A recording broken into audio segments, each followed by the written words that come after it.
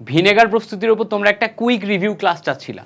এই ভিডিওতে আমরা ভিনেগার প্রস্তুতির উপর একদম খুব কম সময়ে কুইক রিভিউ করব, যেখানে তুমি সিকিউ সলভ করতে পারবা, আবার এমসিকিউ এখান থেকে যতগুলো আসে ভিনেগার থেকে সবগুলা তুমি পারবা। চলো আমরা এই ভিনেগার মনে রাখার টেকনিকগুলো দেখে ফেলি। ভিনেগারের ক্ষেত্রে ভিনেগারের বেসিক সংজ্ঞা হচ্ছে ইথানোয়িক অ্যাসিডের 6 থেকে 10% জলীয় দ্রবণকে ভিনেগার বলে। সরাসরি এই লাইনটাই এমসিকিউতে দিয়ে দেয়, জিজ্ঞেস করে ইথানোয়িক অ্যাসিডের 6 থেকে 10% জলীয় দ্রবণকে কি বলে বা নিচের কোনটি ভিনেগার, এই টাইপের কোশ্চেন দিয়ে দেয়। ক নম্বরেও আসতে দেখা যায় একদম সেম এই লাইনটা। সো এটা ভালো করে মাথায় রাখবা।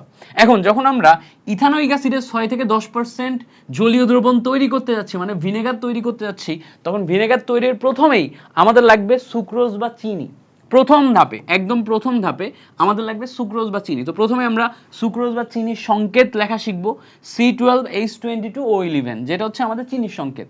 চিনিকে আমরা আর্দ্র বিশ্লেষণ করব ইনভার্টেজ এনজাইমের উপস্থিতিতে 37 ডিগ্রি সেন্টিগ্রেড টেম্পারেচারে। 37 ডিগ্রি সেন্টিগ্রেড টেম্পারেচারে যদি আমরা ইনভার্টেজ এনজাইমের উপস্থিতিতে আর্দ্র বিশ্লেষণ করি, এই চিনি ভেঙে যাবে, ভেঙে যে অর্ধেক অর্ধেক তৈরি হবে। একটা হবে গ্লুকোজ আর একটা হচ্ছে ফ্রুক্টোজ। গ্লুকোজ আর ফ্রুক্টোজ দুইটারই আমাদের বেসিক সংকেত সেম। দেখো C6H12O6, C6H12O6, শুধুমাত্র স্ট্রাকচারে গেলে তুমি OH এর স্ট্রাকচারে ডিফারেন্স পাবে, একটা ডান দিকে একটা বাম দিকে। তাহলে দেখো একটা গ্লুকোজ একটা ফ্রুক্টোজ পাইলা। এই যে চিনিকে ভেঙে ইনভার্ট করে গ্লুকোজ এবং ফ্রুক্টোজে রূপান্তর করলো কে ইনভার্টেজ এনজাইম। চিনিকে ভাঙলো ইনভার্টেজ এনজাইম, ইনভার্টেজ এনজাইম ভেঙে গ্লুকোজ ফ্রুক্টোজে রূপান্তর করলো। দুইটা মিলে আমার চিনি না? তো এই দুইটা মিলে যেই চিনিটা তৈরি হয়েছে উৎপাদে, এটাকে বলতেছি আমরা ইনভার্ট চিনি। খেয়াল করো, এটাকে আমরা কি বলতেছি? ইনভার্ট চিনি। তোমাকে এমসিকিউতে প্রশ্নে দিবে নিচের কোনটি ইনভার্ট চিনি বা ইনভার্ট চিনি তৈরি করা হয় কোন এনজাইমের উপস্থিতিতে? উত্তর হচ্ছে ইনভার্টেজ এনজাইমের উপস্থিতিতে। এটা হচ্ছে ফার্স্ট লাইন। তো ফার্স্ট লাইনটা ভালো করে সুন্দর করে তোমার হচ্ছে যে লিখে লিখে প্র্যাকটিস করতে হবে। মাথায় রাখবা এগুলা কিন্তু না লিখে প্র্যাকটিস করলে পরীক্ষার হলে যে লিখতে পারবা না। তুমি এমনি দেখে যাবা, পরীক্ষার হলে যে দেখবার মনে নাই। এগুলো অন্তত 8-10 বার খাতায় নিজে নিজে লিখবা প্রত্যেকটা ধাপ, তাহলে মনে থাকবে। এবার খেয়াল করো সেকেন্ড ধাপ, এটা হচ্ছে ফার্স্ট ধাপ গেল। ফার্স্ট ধাপে মনে রাখবো, ফার্স্ট ধাপে আমাদের ইনভার্ট চিনি তৈরি হয়। ইনভার্ট চিনি তৈরি হয় কি থেকে? চিনি থেকে ইনভার্ট চিনি। সেকেন্ড ধাপে ওই ইনভার্ট চিনি 2 মোল আমরা একসাথে নিছি, C6H12O6। এইটাকে আমরা জাইমেজ এনজাইমের উপস্থিতিতে গাজন করছি। গাজন, গাজন মানে কি? পচন করছি।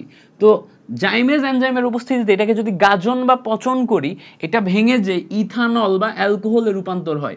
এটা দেখো গাজন হয়ে ইথানল বা অ্যালকোহলে রূপান্তর হয়, সাথে কার্বন ডাইঅক্সাইড তৈরি হয়। তাহলে ইথানল বা অ্যালকোহল এটা কোন ধাপে তৈরি হচ্ছে? মনে রাখবা এটা দ্বিতীয় ধাপে তৈরি হচ্ছে। দ্বিতীয় ধাপে কি তৈরি হচ্ছে? ইথানল বা অ্যালকোহল। এই সময় আমাদের এনজাইম কি? এনজাইম হচ্ছে জাইমেজ। ওকে, এবার দেখো লাস্ট ধাপে আমাদের এই যে ইথানল বা অ্যালকোহল, এটাকে যদি আমরা অক্সিজেন দিয়ে জারণ করি, অক্সিজেন দিয়ে জারণ করলে ইথানোয়িক অ্যাসিডে রূপান্তর হয়। আমরা জানি অ্যালকোহলকে জারণ করলে অ্যাসিডে রূপান্তর হয়, ইথানোয়িক অ্যাসিডে রূপান্তর হয়, সাথে পানি তৈরি হয়।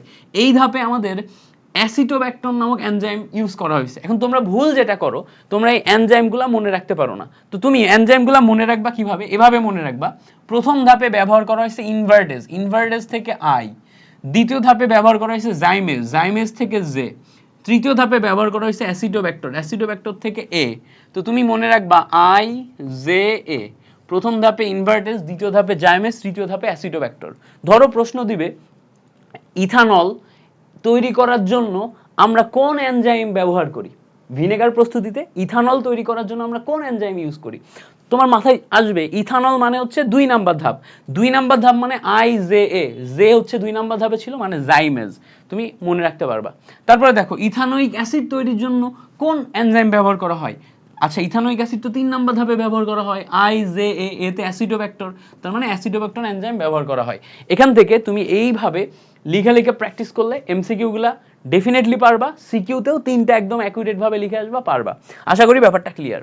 এবার আসো এই জায়গা থেকে আমাদের মনে রাখা লাগবে, আমরা যে ইথানোয়িক অ্যাসিডের 6 থেকে 10% জলীয় দ্রবণ নিছি, এইটার পিএইচ মান হচ্ছে 4.74। এটা এমসিকিউতে ডিরেক্ট আসে। 4.74, 4.74 পিএইচ।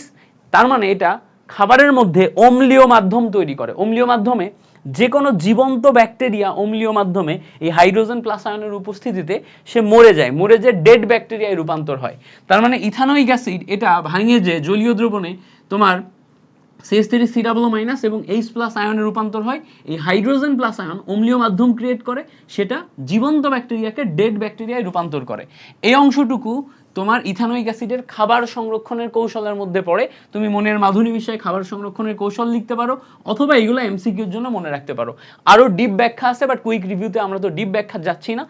এবার আসো, এখানে কয়েকটা ইনফরমেশন লিখছি, এই ইনফরমেশনগুলো কাজে আসে। খেয়াল করো, আমরা ভিনেগার প্রস্তুতির সময় ইনভার্টেজ এবং জাইমেজ এনজাইম ব্যবহার করছি, বাট এই ইনভার্টেজ এবং জাইমেজ এনজাইম এটা সাপ্লাই কে দেয়? উত্তর হচ্ছে ইস্ট।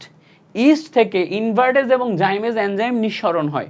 এবার এই যে ইস্টের কার্যক্ষমতা বৃদ্ধির জন্য আমরা আবার অ্যামোনিয়াম সালফেট, অ্যামোনিয়াম ফসফেট এই দুইটা জিনিস ব্যবহার করি। তাহলে এখানে অ্যামোনিয়াম সালফেট এবং অ্যামোনিয়াম ফসফেট এই দুইটা জিনিস ব্যবহার করা হয় কিসের জন্য? ইস্টের কার্যক্ষমতা বৃদ্ধির জন্য। সো এই যে ইনফরমেশনগুলা, এই ইনফরমেশনগুলা মনে রাখবা। এগুলা তুমি যদি মনে রাখতে পারো, তাহলে এখান থেকে A to Z তোমার ক্লিয়ার হয়ে গেল। আরেকটা জিনিস, তোমরা আমার কাছে ক এবং খ সাজেশন চাইছিলা, ক এবং খ এর উপর ক্লাস নিতে বলছিলা, ক্লাস নিতে পারলাম না, খুবই সমস্যা, মানে একটা সমস্যায় পড়ে যাওয়ার কারণে। বাট ক এবং খ এর সাজেশন পিডিএফ বানাই দিছি, আমরা আমাদের টেলিগ্রাম গ্রুপে অলরেডি দিয়ে দিছি।